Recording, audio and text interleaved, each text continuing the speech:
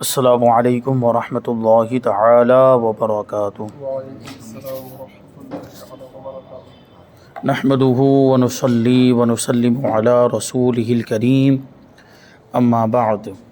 فاعوذ باللہ من الشیطان الرجیم، بسم اللہ الرحمن الرحیم۔ ان اللہ وملائکتہ یصلون علی النبی یا ایہا الذین آمنوا صلوا علیہ وسلموا تسلیما۔ اللہم صلی علی سیدنا ومولانا محمد معدن الجود والکرم وآلہ الکرام وابنہ الکریم وبارک وسلم صلاۃ وسلاما علیک یا رسول اللہ صلی اللہ تعالی علیہ وسلم۔ تو طہارت کا بیان مکمل ہوا، اب یہاں پہ نجاستوں کا بیان، کیونکہ طہارت حاصل کرنے کے لیے نجاستوں سے پاک ہونا ضروری ہے، نجاستوں کو دور کرنا ضروری ہے، اور نجاست کی بہت ساری قسمیں ہیں، تو اسی کی تفصیل یہاں پر شامل کرتے ہیں کہ نجاست کی کتنی اور کون کون سی قسمیں ہیں۔ نجاست کا مطلب ہوتا ہے گندگی۔ جواب دیتے ہیں نجاست کی دو قسمیں ہیں، نجاست حقیقیہ اور نجاست حکمیہ۔ یہ دونوں نام یاد رکھیں، نجاست حقیقیہ اور نجاست حکمیہ۔ اب نجاست حقیقیہ کے بارے میں بتاتے کہ نجاست حقیقیہ سے کیا مراد ہے۔ جواب، نجاست حقیقیہ وہ ناپاک چیز ہے جو کپڑے یا بدن وغیرہ پر لگ جائے تو ظاہر طور پر معلوم ہو جاتی ہو، یعنی وہ دکھتی ہو نجاست، یا جو ہے کہ وہ محسوس ہوتی ہو، جیسے پاخانہ، پیشاب وغیرہ، کیونکہ پیشاب کبھی دکھتا نہیں ہے لیکن اس کی بدبو وغیرہ محسوس ہوتی ہے، یعنی کسی اور بھی ذریعے سے، اگر آنکھ سے نہ دکھتی ہو تو کسی اور ذریعے سے اس کو معلوم کیا جا سکتا ہو، یعنی وہ چیز ہی نجس ہو، وہ چیز ہی ناپاک ہو جو لگ جائے،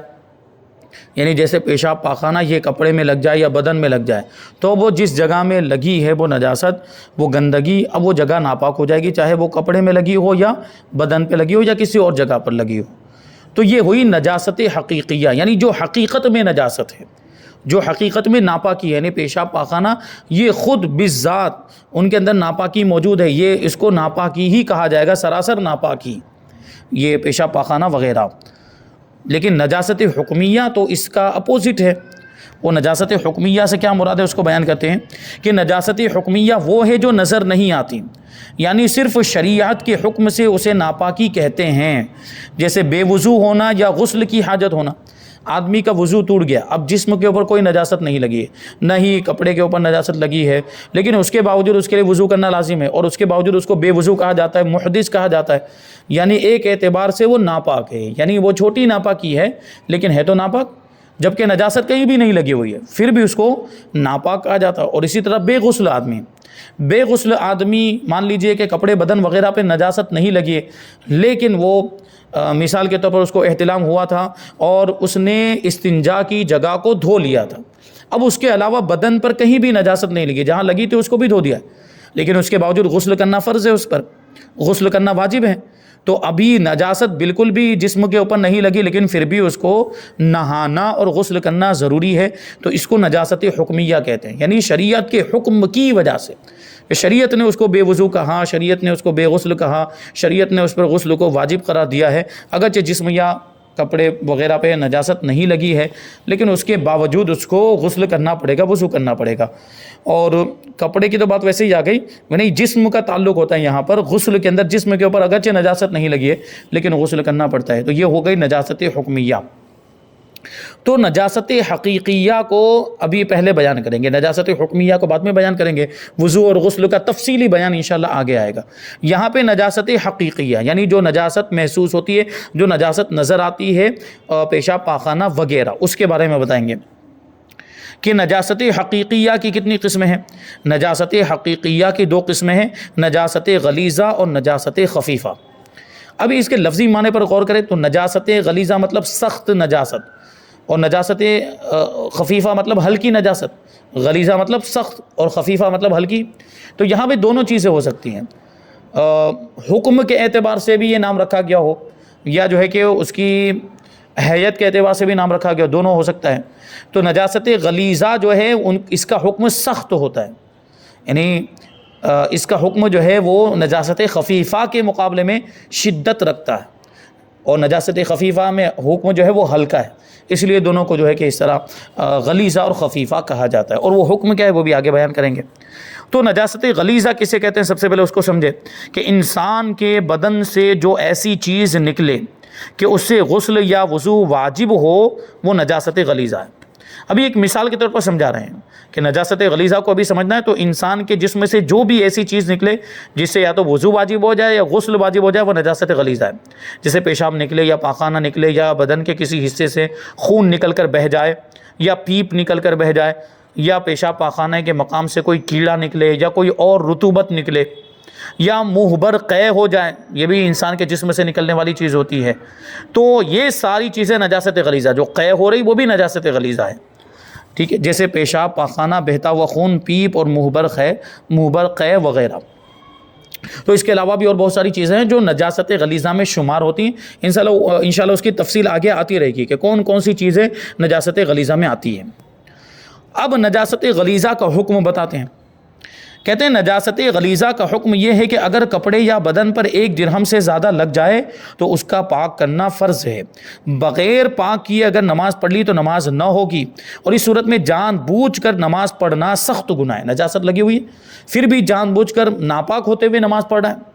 نجاست لگی کپڑے یا بدن میں لگی ہوئی، نجاست غلیظہ 1 درہم سے زیادہ لگی ہوئی ہے، تو یہ حرام ہے، بہت سخت گناہ ہے، اور اس کو جائز سمجھتے ہوئے اگر کرے گا تو کافر ہو جائے گا۔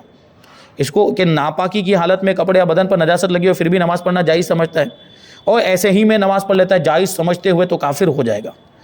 اور اگر درہم کے برابر کپڑے یا بدن پر لگی ہوئی ہو تو اس کا پاک کرنا واجب ہے، اگر بغیر پاک کیے نماز پڑھ لی تو نماز مکروہ تحریمی ہوگی، اور ایسی صورت میں کپڑے یا بدن کو پاک کر کے دوبارہ نماز پڑھنا واجب ہے۔ یعنی کیا فرق، کیا سمجھ میں آیا؟ پہلی والی جو صورت ہے اس میں درہم سے زیادہ لگی ہو، اور دوسری والی صورت ہے وہ بالکل درہم کے برابر، جتنی مقدار درہم کی ہے اتنی مقدار ہی میں نجاست لگی ہے، تو اس کا پاک کرنا واجب ہے، اور پہلی والی صورت میں یعنی جب درہم سے زیادہ لگی ہو تو اس کا پاک کرنا فرض ہے۔ تو دوسری والی صورت میں اگر پاک نہیں کیا اور ایسے ہی نماز پڑھ لی تو نماز مکروہ تحریمی ہوگی، یعنی کپڑا چینج کرنے کے بعد یا بدن پر لگی ہے تو بدن سے نجاست کو دور کرنے کے بعد یا کپڑے سے نجاست کو دور کرنے کے بعد، کپڑے کو پاک کرنے کے بعد وہی کپڑا پہن لیا ہے تو اب دوبارہ اس کو دہرانا پڑے گا، دہرانا واجب ہے ایسی نماز کو۔ اور آگے تیسری صورت بیان کرتے ہیں کہ اگر نجاست درہم سے کم لگی ہوئی ہے کپڑے یا بدن پر تو اس کا پاک کرنا سنت ہے، اگر بغیر پاک کیے نماز پڑھ لی تو نماز ہو جائے گی، مگر خلاف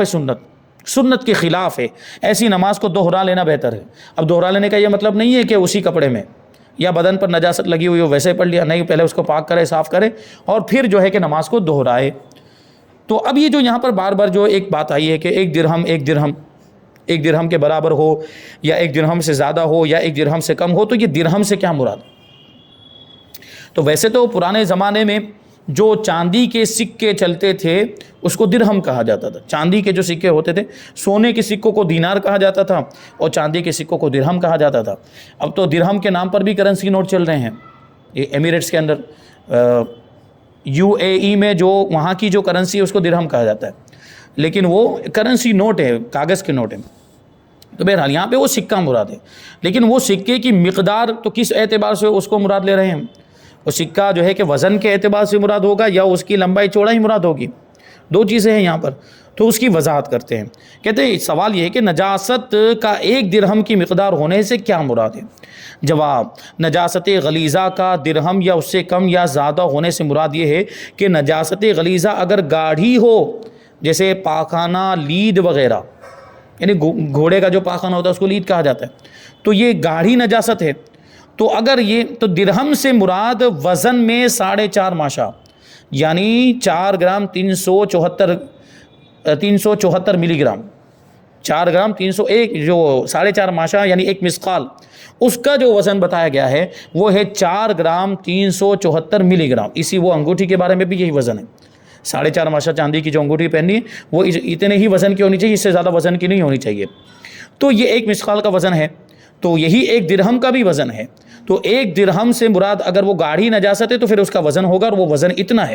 یعنی وہ اتنے وزن کے برابر اگر وہ لگ گئی ہے تو وہ درہم کے برابر مانی جائے گی، اور اس سے زیادہ لگی ہے تو درہم سے زیادہ مانی جائے گی، اور اس سے کم لگی ہے تو درہم سے کم مانی جائے گی، اور وہ جو احکام ہے وہ جو پیچھے بیان کیے۔ اب وہ تو اندازہ ہی لگانا پڑے گا، وہ ظاہر سی بات وہاں پہ وزن کرنے کون بیٹھے گا کہ کتنی وزن کے اعتبار سے لگی ہوئی ہے، تو وہ اندازے سے معلوم کر لے کہ وہ درہم کے برابر ہے یا اور بہرحال احتیاط تو اسی میں ہے کہ تھوڑی بھی لگی ہو تو پاک کر لے، احتیاط تو اسی میں کہ تھوڑی سی بھی لگی ہے تو وہ پاک کر لے اور اس کے بعد نماز پڑھے، کیونکہ نماز بڑی اہم عبادت ہے اور اس کا مقام دوسری عبادتوں میں بہت اونچا ہے۔ سب سے افضل عبادت اگر کسی کو کہا جاتا ہے وہ ہے نماز، اور نماز میں بندہ اللہ کی بارگاہ میں حاضر ہوتا ہے تو وہ نجاست کو ساتھ میں لے کر کیوں جائے گا؟ تو آداب کا تقاضا تو یہی ہے کہ تھوڑی سی بھی نجاست نہ لگی ہو، اگرچہ وہ مطلب بہت زیادہ حرج کی وجہ سے یہ اتنا معاف رکھا گیا ہے، کیونکہ اتنی تو نجاست لگی جاتی ہے عام طور پر، یعنی اکثر و بیشتر اتنی نجاست کے معاملات ہوتے ہیں، اس لیے اتنی تھوڑی سی نجاست کو معاف رکھا ہے کہ اگر پڑھ بھی لیں گے تو نماز ہو جائے گی، لیکن اگر ہمارے پاس موقع ہے ہم اس کو پاک کر سکتے ہیں اور اہتمام کے ساتھ نماز پڑھ سکتے ہیں تو پھر کیوں نہ پاک کریں؟ تو پورے پاک صاف ہو کر، کیونکہ اللہ تبارک و تعالیٰ کو صاف ستھرے لوگ بہت پسند ہیں، تو اتنی بھی نجاست دور کر لی، اور یہ سوچ کر ہم نے دور کی کہ اللہ تعالیٰ کو پاک ستھرے لوگ پسند ہے تو ہو سکتا ہے اللہ تعالیٰ ہمیں اپنا محبوب بنا لے۔ تو یہ اتنی نجاست، اگر وہ نجاست گاڑی ہے تو وہ 4.5 ماشا یعنی 4 گرام 374 ملی گرام، لہٰذا اگر نجاست درہم سے زیادہ یا کم ہے تو اس سے مراد وزن میں 4.5 ماشے سے کم یا زیادہ ہونا ہے، اور اگر نجاست غلیظہ پتلی ہو جیسے پیشاب وغیرہ تو درہم سے مراد لمبائی چوڑائی ہے، یعنی اب درہم کی لمبائی چوڑائی مراد ہوگی۔ اب اس کو ایک سمجھنے کا ایک طریقہ اس کا بتا رہے ہیں کہ اس کو کیسے معلوم کریں گے کہ وہ درہم کی لمبائی چوڑائی کتنی ہے۔ اس کو سمجھاتے ہیں کہ ہتھیلی کو خوب پھیلا کر ہموار رکھیے، یہ ہتھیلی ہے اس کو پھیلا دیا بالکل سیدھے میں، اس کو ایسے ٹیڑھا میرا یوں نہیں رکھنا ہے، ویسے بالکل سیدھا ہموار رکھنا ہے، اور اس پر آہستگی سے اتنا پانی ڈالیے کہ اس سے زیادہ پانی نہ رک سکے، آہستہ آہستہ پانی ڈالنا ہے، بہت تیز ڈالیں گے تو سارا پانی گر جائے گا اڑ کے، آہستہ آہستہ پانی ڈالنا ہے کہ پانی یہاں پہ اس کی گہرائی میں جو بیچ میں ہتھیلی میں جو گہرائی ہوتی ہے وہاں پر پانی رکے، تو پانی رکے گا، اور اب ظاہر سی بات جتنی گہرائی ہے اتنا پانی رکے گا، اور جو زیادہ ہوگا وہ اگل بغل سے بہہ جائے گا، تو پانی جو زیادہ ہے وہ بہہ گیا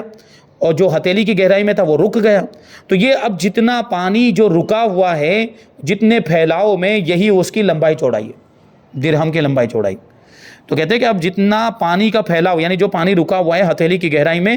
اتنا بڑا درہم سمجھا جائے گا، یعنی اب وہی لمبائی چوڑائی معتبر ہوگی درہم کے تعلق سے۔ آگے سوال ہے کہ اگر کپڑے یا بدن پر چند مقامات پر 1 درہم سے کم نجاست لگی ہو تو کیا حکم ہے؟ کیونکہ ابھی تک تو یہ بتا دیا کہ 1 درہم کے برابر، تو جب مان لو ایک جگہ پہ یہاں پہ لگی ہوئی تھی، ہم نے اس کا اندازہ لگا لیا کہ درہم سے زیادہ ہے تو دھو لیا اس کو ہم نے، لیکن تھوڑی سی یہاں پہ لگی ہے، تھوڑی سی یہاں پہ لگی ہے، تھوڑی سی یہاں پہ، اور کسی بھی جگہ وہ درہم کے برابر یا درہم سے زیادہ نہیں ہے، یہاں پر معمولی سی، یعنی یہاں بھی درہم سے کم ہے، یہاں بھی درہم سے کم ہے، یہاں بھی درہم سے کم ہے، تو اب کیا حکم ہوگا؟ تو اس کے بارے میں فرماتے ہیں کہ کسی کپڑے یا بدن پر چند جگہ نجاست غلیظہ لگی اور کسی جگہ درہم کے برابر نہیں، یعنی ہر جگہ درہم سے کم ہی لگی ہوئی ہے مگر مجموعہ درہم کے برابر ہو جاتا ہے تو درہم کے برابر سمجھی جائے گی، اور اگر زائد ہے یعنی مجموعہ درہم سے زائد ہے تو اب نجاست بھی زائد سمجھی جائے گی، یعنی سب کو ملا کر اندازہ لگا جائے گا، جیسے 3 جگہ پر لگی ہوئی ہے تو تھوڑی یہاں لگی، تھوڑی یہاں لگی، تھوڑی سب کو ملا کر دیکھا جائے گا اور اندازہ لگائیں گے کہ وہ درہم کے برابر ہو رہی ہے یا درہم سے زیادہ ہو رہی ہے یا درہم سے کم ہو رہی ہے، تو سب کو ملا کر جو مجموعہ ہوگا اس کا اعتبار ہوگا، وہ اگر درہم سے زیادہ ہے تو دھونا فرض ہے، اور وہ مجموعہ اگر درہم کے برابر ہے تو دھونا واجب ہے، اور درہم سے کم ہے تو دھونا سنت ہے۔ ایک اور اہم سوال ہے کہ مچھلی، مچھر یا مکھی وغیرہ کا خون اگر کپڑوں پر لگ جائے تو اس کا کیا حکم ہے؟ کیونکہ اس سے پہلے یہ بات آ چکی ہے کہ بہتا ہوا خون ناپاک ہے، بہتا ہوا خون ناپاک ہے،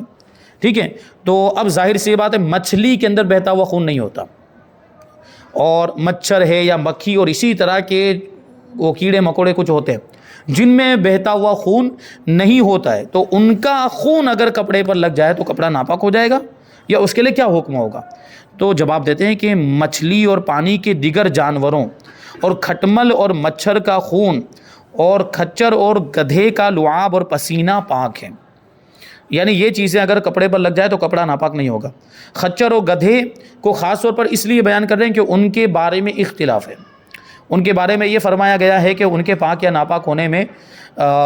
ان کے حرام یا حلال ہونے میں اختلاف ہے۔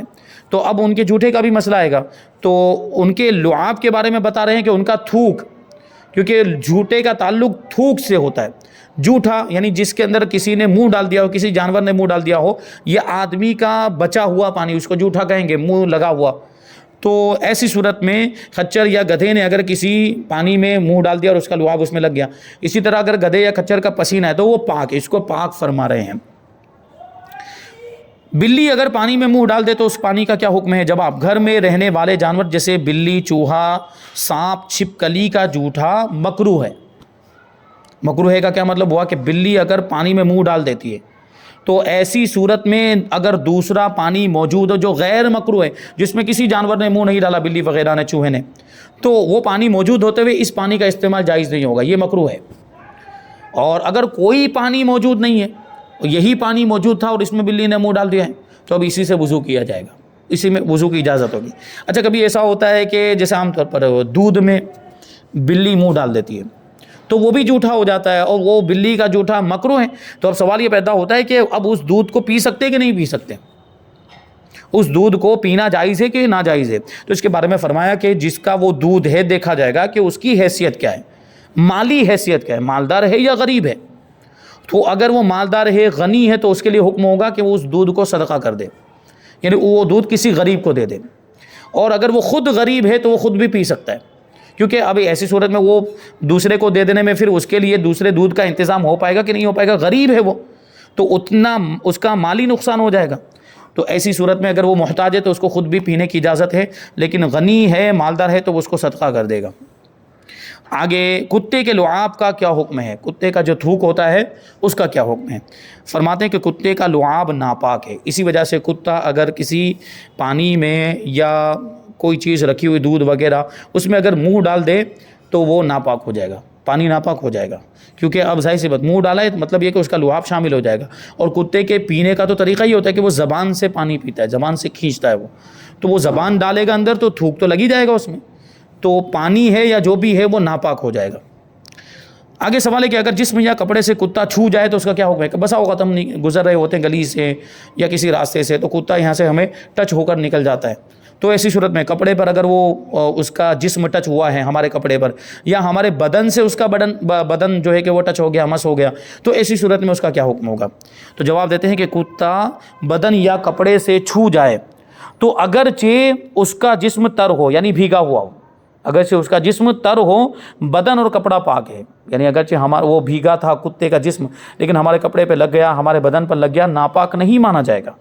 ہاں، اگر اس کے بدن پر نجاست لگی ہو تو اور بات ہے، یعنی اس کے بدن پر نجاست لگی تھی اور وہ یہاں سے ہمیں چھو کر چلا گیا، ہمارے کپڑے کو چھو کر چلا گیا، ہمارے بدن کو چھو کر چلا گیا، اب جو اس کے بدن پر جو نجاست لگی ہوئی تھی وہ ہمارے کپڑے پر لگ گئی، اس کے بدن پر جو نجاست لگی تھی وہ ہمارے بدن پر لگ گئی، تو ظاہر سی بات اب تو نجاست کی وجہ سے ناپاکی کہیں گے، ٹھیک ہے؟ یا اس کا لعاب لگ گیا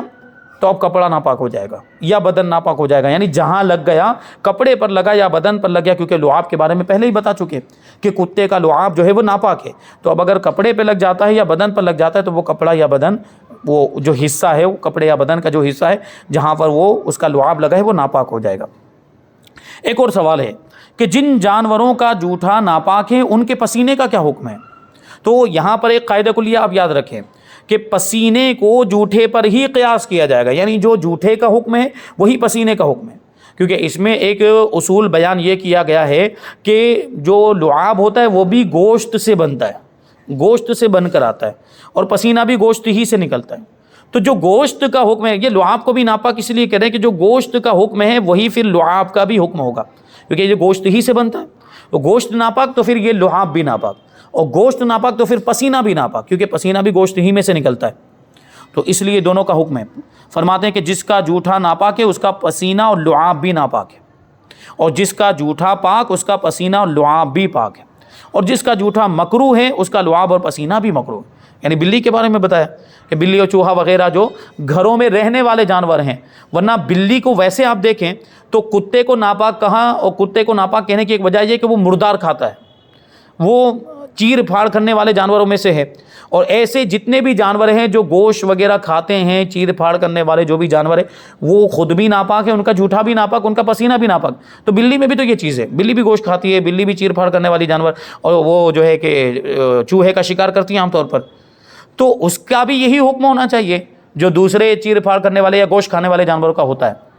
تو یہاں جو علت ہے اس کے اندر جو تخفیف آئی ہے حکم کے اندر، جو ہلکا پن آیا، وہ علت یہاں پر یہ ہے کہ وہ گھر میں رہتی ہے اور اس سے بچنا دشوار ہوتا ہے۔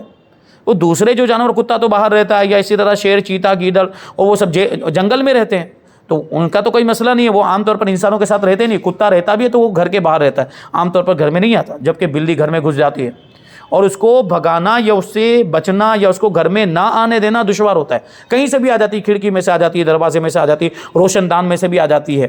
تو اس سے بچنا دشوار۔ تو اسی علت کی وجہ سے، کیونکہ اگر اس کو بھی اگر ناپاک کہہ دیں تو اس میں حرج ہوگا، پھر تو گھر میں وہ اکثر چیزیں ناپاک ہو جایا کریں گی جن چیزوں میں بلی منہ ڈال دے گی، اس لیے یہاں پر معاف رکھا ہے، اس کو مکروہ فرمایا، ناپاک نہیں فرمایا۔